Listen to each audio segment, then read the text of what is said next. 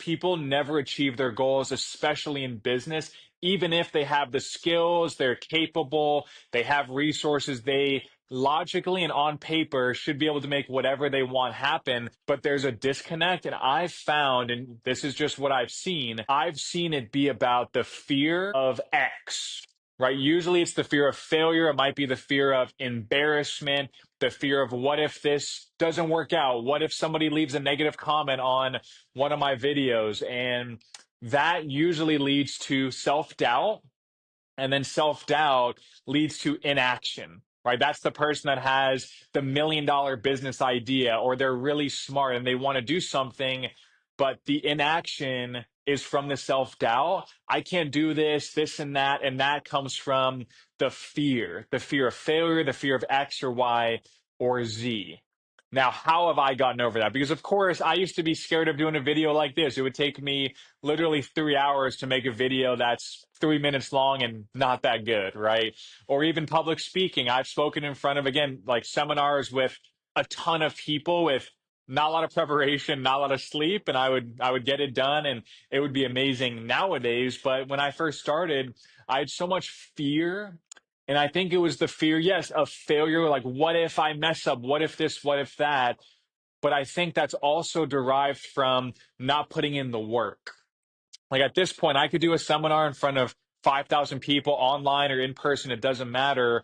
Again, with little preparation, I could be on a red eye and I'm confident that I can do it, not just out of pure positive thinking, like, oh yeah, I'm great. Things are going to work out magically. It's like, no, it's because I've put in the work consistently. I've done webinars with 5 people, or I've done presentations with 10 people that showed up and half didn't even know who I was and the other half were bored, right? So for me, that's what I would recommend for anybody watching this video. There's two things that you want to think about with that. Number one, I made the mistakes, and yes, I had some embarrassment and things like that, but I did it when the stakes were incredibly low. If 5 people don't like my webinar or my presentation or whatever, it's not a big deal. The stakes are so tiny, it doesn't really matter at the end of the day. But now the stakes are high, and I'm confident I'm ready because I've done the work and I've been consistent. And that's why I don't have the fear or the self doubt at this point in my business. So, how that relates to you and how that can help you is you have to ask yourself, okay, I have the fear of failure that comes from self doubt, or that leads to self doubt. That self doubt leads to me not putting in the work or not taking action.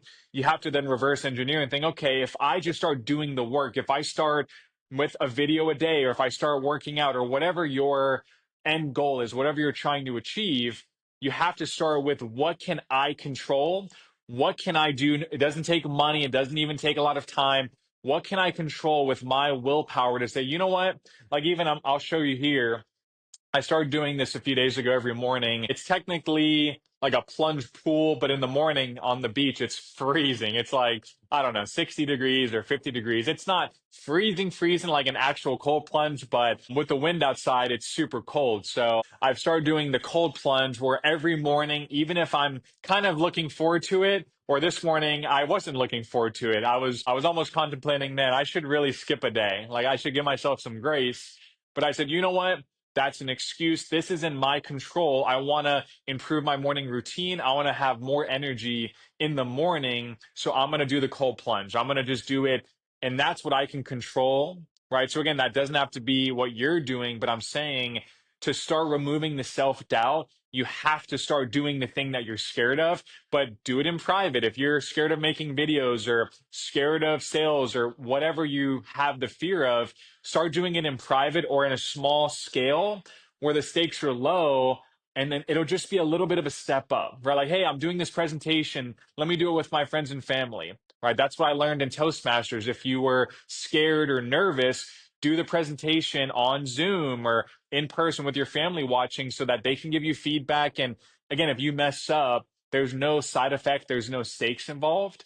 So again, with whatever you're doing, think about what can I control? What is the action that I can start taking so that that'll build up that muscle so that removes the self doubt. And then the fear over time becomes okay, well, I've already embarrassed myself. I've already failed, quote unquote, but I'm still doing it. So what am I scared of? So in my experience, again, you might be different. That's how I got rid of my fear of failure and self-doubt. Is I just started taking action, baby steps, little by little, to where then, again, if you reverse engineer, that gets rid of the self-doubt over time. Because in my mind, I know I've done the work. There's nothing to be doubtful of. I know my abilities, I know my strengths, and I know my weaknesses. So then I have nothing to be fearful of. I have nothing to be scared of. Like yesterday, I did a podcast with Pastor Troy Gramling. He has a church in South Florida, 20,000 members. I mean, he's a leader for me. He's a mentor. I've known him since I was 12 years old. Of course, the first time I did his podcast, I was a little nervous, right? But I'd already done so many podcasts and, media that I got it done and it was a great time. I got invited back onto the podcast yesterday and I did, I think, an even better job because I've been continuously doing the work and I had nothing to be scared of, and I'd already been there, I'd already done that. But it doesn't have to be at that stake for you. Maybe you're just scared of making that first cold call or cold email or making the video or putting your business out there for the first time to your friends and family. But start with maybe one friend, right? Start with your aunt who's a little nice and maybe she'll give you some good feedback. Start slowly but surely. Don't just say, you know what, I'm going to dive head first and I'm going to make this happen. Maybe for some people that works. For me and all the clients I've worked with, from my experience, the best way to do it is take action bit by bit, slowly but surely. You'll start to say, okay, well, I have more confidence because I've done the work necessary. And so I'm confident. I know what I can do. I know what I need to work at, but I know what I can do. So then what am I scared of? What am I fearful of? And that starts to remove that over time. It's not going to happen overnight. I've been doing this, like making videos and communicating for, I mean, almost a decade at this point, never stopping, always consistent. Just recently, I'm getting to that point of having almost zero fear, zero self doubt. And it's going to be a lifelong journey as well. Think about public speaking. It is a deathly and deadly fear for a majority of Americans. If you look at the stats, it's at least over 50% of people they would rather die. They're fearful of public speaking to that extent.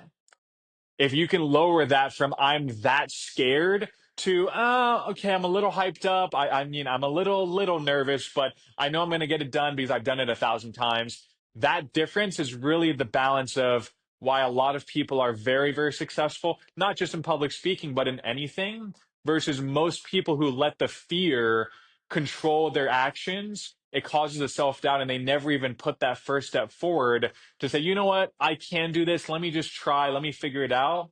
This is my experience. If you have any questions or even if you have other thoughts, I'd love to hear them in the comments. But thanks so much for watching this video. And I appreciate you following the channel. Like and subscribe below and have a great day. Thank you.